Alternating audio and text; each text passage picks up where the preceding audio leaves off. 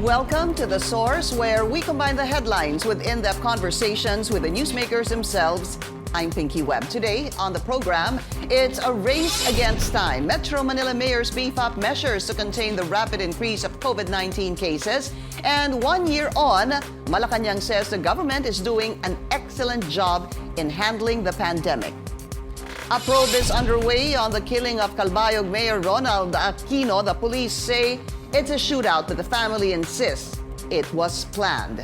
And despite the recommendation of senators to fire Lieutenant General Antonio Parlade as anti-communist task force spokesperson, Defense Chief Delfin Lorenzana sees nothing illegal in appointing Parlade. Senator Panfilo Ping Lacson joins us live.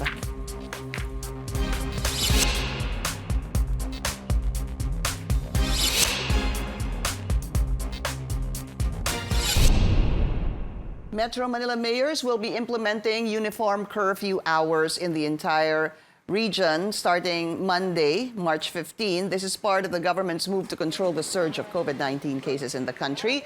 On Thursday, the country logs over 3,700 new cases, the highest since September 19, 2020. And 1 year on since the pandemic, is the Philippines doing a good job in handling the crisis? Let's go straight to the source of the story. We have Senator Panfilo Ping Lacson. Senator Lacson, welcome to The Source. And as usual, sir, thank you for your time. Yes, good morning. And thank you for having me today. I want to start with the COVID cases. Sir, I know you're very busy at the Senate, but 3,000, almost 3,000 cases Thursday. That's the highest in September. 2,800 cases, sir, 2 days before that, Wednesday and Tuesday. And 4 days prior to that, over 3,000 cases. What kind of situation are you seeing? Is this concerning senators? Well, obviously there's a spike, in the recent days, and we should all be alarmed, and we should all be conscious that we should practice all the health protocols being given us by the authorities.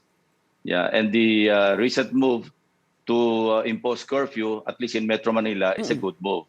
And the government should really use its police power, because we're still under a state of public health emergency under Presidential Proclamation, I think, 922.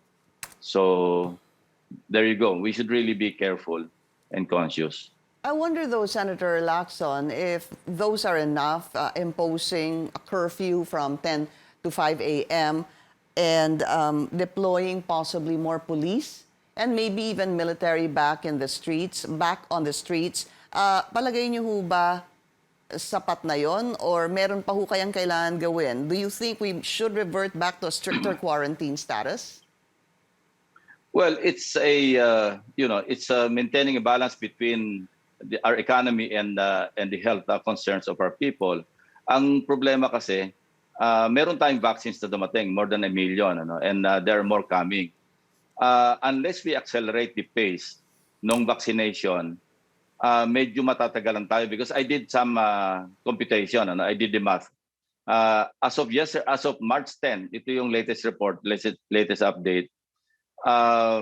Nasa 100 plus thousand, 114,615 na vaccinate. So, kung i-compute natin yon, pumapatak na parang nasa mga 4,000 a day. And kung hindi mag-accelerate yung pace ng vaccination, at assuming na darating lahat yung supply na ina-expect for 70 million targeted population to achieve herd immunity, then we'll have a problem, because aabutin tayo ng 2033 at the rate we're doing it now. Pero kung mag-accelerate, and I hope the government will accelerate the vaccination rollout, then maybe we can advance yung timetable natin, timeline. Did you say that if we stick to this 4,000 a day, computing the 114,000 vaccinated since the vaccines arrived, kung magpatuloy po tayo ng 4,000 a day, aabutin tayo ng, did you say 2033? 33, because ang computation 23. ko is 11 months, 11 years and 8 months. So 2021 tayo, effectively 2033 na yon. Kung hindi mabago yung pace. Opo. Kasi yung latest update as of March 10, yun ang sinabit ng NTF, ng National Task Force. Opo. Okay. Kaya pag kinumpit natin, kasi nakaka 1 week na tayo eh. March 4 dumating yung vaccines and then the following day, nag-start na vaccination, di ba? So March 5. So between March 5 and March 10, sabihin natin March 11. So effectively, 1 week yon. And kung i-compute natin yung pace at the pace na minemaintain natin ngayon at hindi na mag-accelerate, yun ang computation. Okay. It will take us 11 years and 8 months Wag naman to po finish. sana. That's assuming na darating yung 140 plus million doses. Vaccines. Opo, Yes. doses for 70 million people. So, this leads me to my next question, Senator. Wala pa pong dumadating na procured vaccine. Ang dumadating lang po yung donated ng China at yung galing po sa COVAX facility. What is happening, Totoo sir? yun. Yeah. Yung 600,000 na Sinovac, yun yung donation ng Chinese government. Yung additional na 487, ito naman yun sa COVAX AMC, no? Yung COVAX facility. Donated naman ito ng World Bank. Through the World Bank, of course, but may mga rich countries from the West na nag-donate sila ng, I think ang target nila rito is something like 2 billion doses. And the Philippines is allocated parang 44 million doses ang ibibigay sa atin. So the rest, isasama mo pa roon yung donation ng private sector, at saka yung sa local government. So we really need to procure. And I think si General Galvez is scrambling to really work on yung supply. I heard he flew or he would fly to India. He's there, to sir. ink, yeah, yun. So he's in India now trying to ink this deal with Novavax. Novavaxers developed in the United States, manufactured in India, in Serum Institute of India. Yung sa barat nila. Opo. So andun siya ngayon. Hopefully, they're looking at kundi po 20, 30 million. But still, it begs the question, Senator, wala pa rin pong dumadating na vaccine na binili po natin. Is that a lack of planning, sir? Naunahan ho ba talaga tayo? Hindi ba tayo nag-down payment? O talagang kulang lang ho talagang supply? Naunahan tayo ng mga mayayamang bansa tulad ng United States. Remember, si President Biden, nangako siya na yung first 100 days niya, 100 million yung kanyang ibabaksinate. So, pinakyaw niya yung Pfizer, yung Moderna, yung at least yung ginawa sa United States. So, naubusan tayo. And it's a good thing that si Ambassador Babes Romualdez is working on the availability of Moderna. And I was told by one businessman na merong, kasi procurement nila, I think, nasa mga 13 million yung Moderna. And I was told that in May, this coming May, may darating na initial na 150,000. Still, private sector ito, hindi pa ito sa government. So wala pa talaga yung procurement ng government. Hindi pa natin alam kasi lahat indicative lahat yung petsa na sinasabi. So, meron pong dadating supposedly na 1 million na Sinovac soon this coming this month of March, sir. Are you unhappy, dissatisfied with the vaccine rollout, sir, in terms of, procuring vaccines, which we still don't have to this day? Let's put it this way, Pinky. As long as walang gap do sa rollout, tuloy-tuloy, maski staggered yung dating ng mga vaccines, we're fine. Ang problema, pag naubos yung available na supply na nandito sa atin and mapuputol, of course, laging naka-allocate na, naka-program na yung 2 doses per individual. Pero pag naputol yon, and then madidelay tayo niyan. But as long as hindi mapuputol yung rollout, yung vaccination program, we're okay, we're fine. Okay. And sana mag-accelerate, mag-improve yung 16,000 per week na vaccination. Yun ang average ngayon 16,373 if I'm not mistaken, per week based on the so far vaccinated persons. Why are you saying 16,000, sir? I just want to clear this up because if you're saying 4,000 a day, yung average, 16,000 a week, that doesn't seem to add up because if it's 4,000 a day times 714, that's Yeah, 28. I'm sorry about the daily average. Ang ginawa kong computation kasi is yung so far, yung update as of March 10. And then kinonvert ko yun sa weekly kasi 1 week na yung nakaka-depass. Okay. And then 70 million over yung whatever yung available at saka yung na-vaccinate na. So it came out as yun nga 11 years and 8 months. Kasi 11.7 years eh. Senator, as a last question on what government or how we have responded to this pandemic. Malacañang calls this excellent, how we have actually addressed the COVID-19 pandemic. I remember a tweet you said the problem with that statement is if they actually believe it. Yes. Ang context ng statement is if you rate yourself as doing an excellent job, excellent, wala nang tataas doon eh. Superb na yun eh. Then you won't find any room for improvement. And we have a problem because we all know that the government is not doing an excellent job. So kung ganun ang attitude and they already have rated themselves as doing an excellent job, then hindi na sila mag-i-improve kasi alam nila excellent. Sagad na, di ba Pinky? So we have a problem. How would you rate the government? If they actually believe it. Oh, sa inyo po, Senator Ping, how are we doing? How is government doing so far? Well, too early to tell kasi nga karo-roll out lang ng vaccines kasi makakagalaw lang talaga tayo pag na-achieve natin yung herd immunity, which is the 70 million targeted population. Times 2, of course. So, let's see. Yeah. Opo, 140 million vaccines. All right, coming up, an ambush or a shootout. Senator Lacson shares his thoughts on the killing of Calbayog Mayor Ronald Aquino. And later, the Bloody Sunday raids that left 9 activists dead. This is The Source on CNN Philippines. Please stay tuned.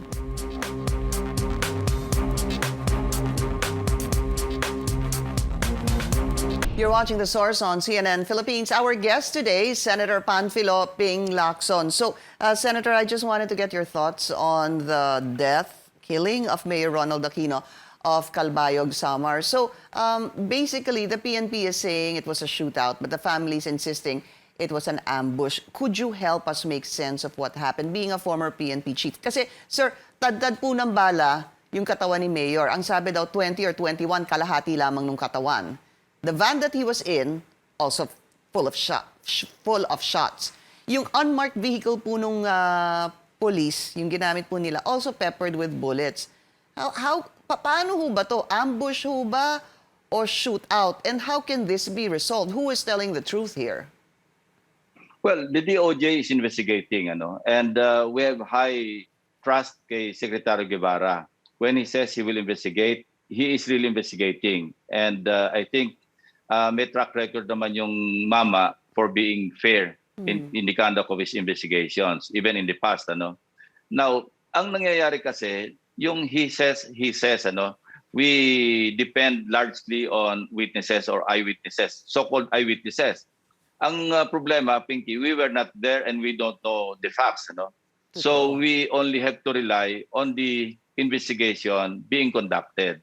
Just like the mass killing of activists or NPAs, as the armed process is now saying, na NPAs, armed combatants yung kanilang napatay. There's so many reports coming in na they were just killed without a fight. And I already made my statement here that the armed process personnel and the other law enforcement officers, isa lang naman ang justification to kill a person. It is in self-defense at saka yung defense of a stranger or a companion. No other. So let's see and let's wait for the at least the initial results of the investigation before we can make our comments. Yung at least yung tamang comment na sasabihin natin. Pero, I'm not not because I came from the military and the PNP.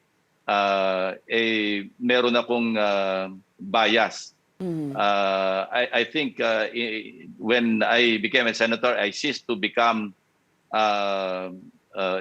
parang favorable yung tingin sa PNP or sa Armed Forces of the Philippines. Fair enough, sir. Of course, wala po tayo doon. Ano po, we can just rely on eyewitnesses, kung anong sinabi nung eyewitnesses, anong sinabi din nung police, ano po. But, you know, to witness something like this, 5:30 p.m., tuloy-tuloy po na baril. Hindi ko po alam kung ano kasi itong sabi nila, ano ho ba yun, sir? M203? I don't know what that is. I guess that's a high-powered firearm. M203 is a grenade launcher. I Ito yung nakamount sa rifle. Meron daw ha, allegedly, sir, noon. Tapos, nakabonet daw, again, allegedly yung police. Tapos, in fact, That's a problem, sir, Pinky. Lahat accounts ito nanggagaling. And sometimes, yung mga information dumarating, conflicting and confusing. So, tayo mismo nalilito, ano ba yung talaga yung totoo? So, I think may mga physical evidence naman dyan to support whatever testimonial evidence na magagather ng mga investigators sa ground, ano? Including, kasi marami, pati CHR, they're investigating. Kasi nagkasunod-sunod na, Pinky, so minsan nagkakahalo-halo na rin yung information na pumapasok sa atin. Ito ba yung sa Calabarzon? Ito ba yung sa Calbayog? Opo. And then so many other incidents, ano? Well, I really looked into a lot of the videos that came out, sir, mula sa mga ilan from the netizens also. I think there was one, sir, dito sa ano pa rin na Calbayog, na yung unmarked vehicle nung police, pagbukas nung trunk, parang ano ho siya, AUV o SUV. Pagbukas po nung trunk, meron pong plaka, dalawang different plates inside the back, no, pagbukas nung trunk nung sasakyan. And then yun na nga, again, nakabonet daw, sir. Tsaka I guess ang hirap hong makita yung ganitong video na tad-tad ng bala. It's so hard to kind of make sense out of something like this, seeing this kind of video na mayor. At sabi nga nila, I think yesterday kay Senator Richard Gordon, I'm not sure, sir, kay Senator Richard Gordon, tinanong kung involved allegedly si mayor sa illegal drugs. Ang sinabi ho ata ay wala ho silang ganung klaseng information so far. Yeah. All right, so we have to wait. Well, no, it's sir? a good thing, Pinky. Alam mo, mabuti na rin, in this day and age of modern communication technology, netizens are very helpful, ano, in participating, whether intended or unintended. Nakakakuha sila ng mga video footages sila mismo at sinishare nila ito.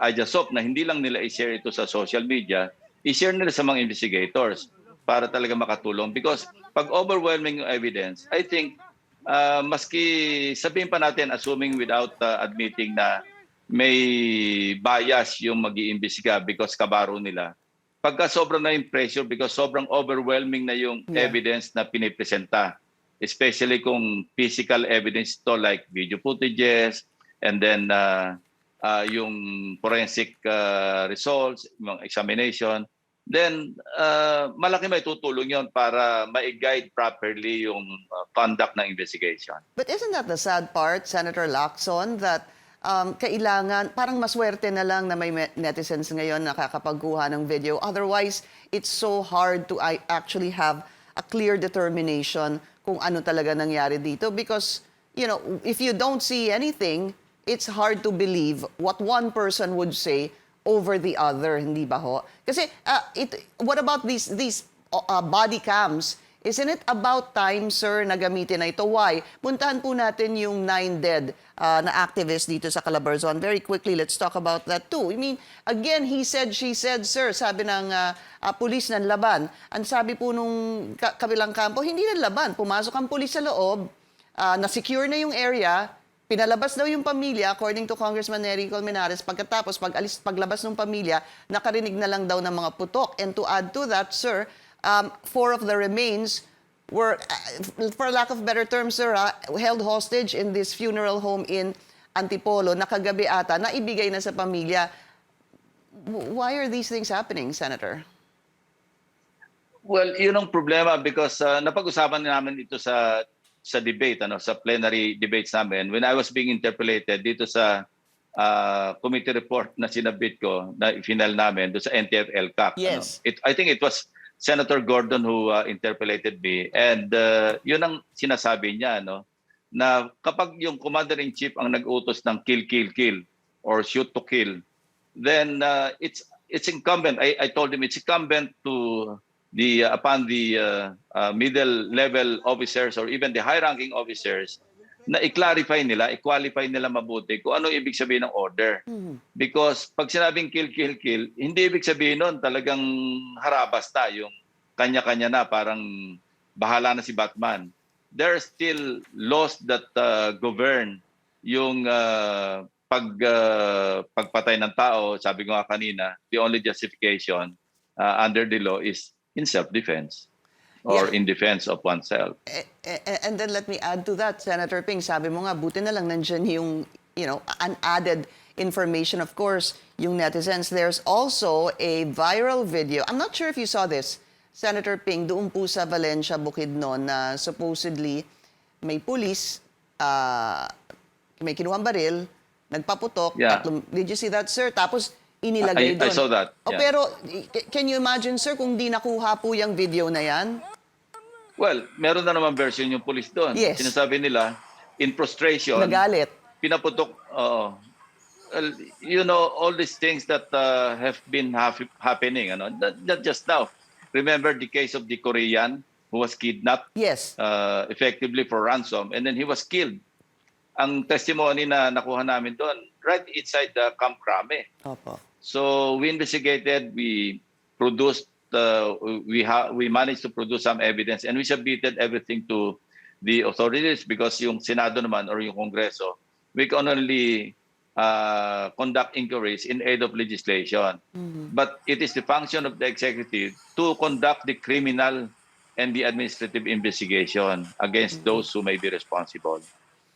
How can this be resolved, sir? Paano ho ba? Body cams? Umpisahan na ho siguro talaga yon. That would help. Kasi matagal na namin pinondohan yung body cams. Mukhang, bakit hanggang ngayon di pa sila nakaka-procure? No? Nanghingi sila ng pondo for body cams. Pinondohan namin yan, I think 2 years ago pa yata. Pero hanggang ngayon, ba't hindi pa ito na po-procure? May pondo na. Oh.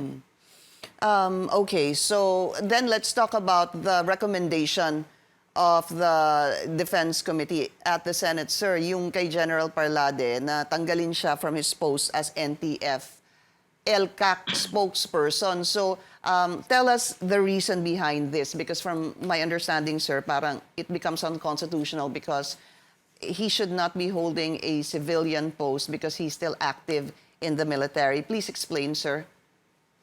First, let me clarify, Pinky, na yung committee report as filed did not recommend the removal of General Parlade. Maybe my legal staff overlooked yung provision sa Constitution. It was Senator Drilon who pointed it out during interpellation and during the period of amendment. Siya yung nag-propose ng amendment na tanggalin si Parlade, and I agree with him 100% when I checked the particular provision. It's found in Article 16, Paragraph 5, Section 4, Section 5, Paragraph 4. Ang sinasabi doon, hindi pwedeng ma-appoint o ma-designate ang isang military official or personnel in active service sa anumang kapasidad, in any capacity, sa isang civilian position. Now, ang sabi ni SND or Secretary Lorenzana, hindi raw ang constitutional. Ang advice ko sa kanya is to first read the composition of the NTF LCAC. Basahin niya yung Executive Order 70 series of 2018 na mismong ang nagpalabas ang Pangulo ng Pilipinas. Ang composition noon, ang chairman, Presidente ng Pilipinas, civilian. Yung vice chairman, yung NSA, Secretary Esperon, civilian. Ang mga miyembro ito, SNB, civilian, SILG, civilian, Secretary of Public Works and Highways, civilian, Secretary of the DSWD, civilian, 2 private sector representatives, civilian. The only member ng NTF LCAC, ad hoc ito task force ito yung Chief of Staff ng Armed Forces of the Philippines. Kasi nga, may role siya doon. Pero pag sinabing in any capacity, si Lieutenant General Parlade is disqualified under the Constitution, not just under the law, under the Constitution, because active service siya. And in my recommendation, do sa aming committee report, as filed, excuse me, ang sinasabi namin doon, merong conflict do sa accountability at saka answerability. In fact, when Secretary Lorenzana ordered the AFP to investigate yung mga pronouncements na ni General Parlade na hindi nakakatulong, sometimes bordering even on the constitutionality or unconstitutionality of the recently passed Anti-Terrorism Act of 2020 na ngayon nasa Supreme Court. Ang sinabi niya, in-order niya yung AFP. Ang sagot ng Chief of Staff, si Lieutenant General Cirilito Sobejana, sabi niya, my hands are tied because yung ginawa ni Lieutenant General Parlade was in his capacity as a spokesperson of NTF-ELCAC, hindi as a member of the armed forces. So there goes the problem. Yun ang sinasabi ko, sinite ko sa committee report. But then, it's good that Senator Dillon pointed out na hindi lang ganun ang problema. May problema tayo dyan because it's in the direct contrast do sa provision sa Constitution na nagsasabi nga na ganun. Hindi pwede yung concurrent capacity. Pag active military service ka, doon ka lang sa armed forces. Hindi ka pwedeng humawak ng ibang posisyon in any capacity ang sinasabi doon. Yung for all intents and purposes, yung NTF-ELCAC is a civilian task force. It is not a military task force. So there you go, Pinky. So, ngayon, recommendation nyo sa amin is really up to the armed forces or the defense establishment because I heard that Malacañang is leaving it to Secretary Lorenzana to decide. Gano'n naman ang position ni Secretary Lorenzana. So the next remedy is for anybody to question it before the Supreme Court to at least arbitrate and interpret. Pero sa akin naman, when the law is clear, sabi nga ng mga abogado, there is no room for interpretation kasi napakalinaw pag binasa natin yung Article 16, Section 5, Article 4, no member of the military in the active service ang pwedeng humawak ng civilian possession in any capacity. So kasama doon yung in his capacity as the spokesperson of a civilian organization or entity. Malinaw yun, Pinky. So, Senator, are you planning to question this before the Supreme Court? Because as mentioned a while ago, sabi po ni Secretary Lorenzana nga, hindi tatanggalin si General Parlade. In fact, sabi niya, tanggalin na rin ng AFP. General Parlade is part of the AFP and his expertise is being utilized as spokes of NTF-ELCAC. So wala daw siya nakikitang violation of the Constitution. So do you plan to question this before the Supreme Court or somebody else will have to do it? By that time, retired na si General Parlade. So mutin academic yan, Pinky. I remember during his confirmation hearing, he even apologized sa amin, sa committee, because mali nga yung kanyang mga pronouncements. Imagine, Pinky, and this also included sa committee report. When he tagged or he warned, sabihin natin wag tagan, he warned sina Liza Soberana and si Catriona Gray. Ang sinabi niya doon, wag kayo magpapadala sa Gabriela. Fine, alam mo, but sinabi niya rin doon, baka sapitin nyo yung sinapit ni Joe Lapira. Si Josephine Lapira, 22-year-old ito na student activist, UP. Ni-recruit siya. I think it was Gabriela or League of Filipino Students na nag-recruit. And she ended up in the mountains, joining the NPA. And she was killed in an encounter in Nasugbu, Batangas. Walang question doon. Talagang she was killed in that encounter. Kasi kumpleto yung details. And even the CPP, NPA, NDF, nagpalabas pa sila ng kalatas na pinupupurihan nila yung mga namatay na mga kabataan. Nasabi nila, iniala yung kanilang buhay para sa revolusyon at para agawin ang pamahalaan.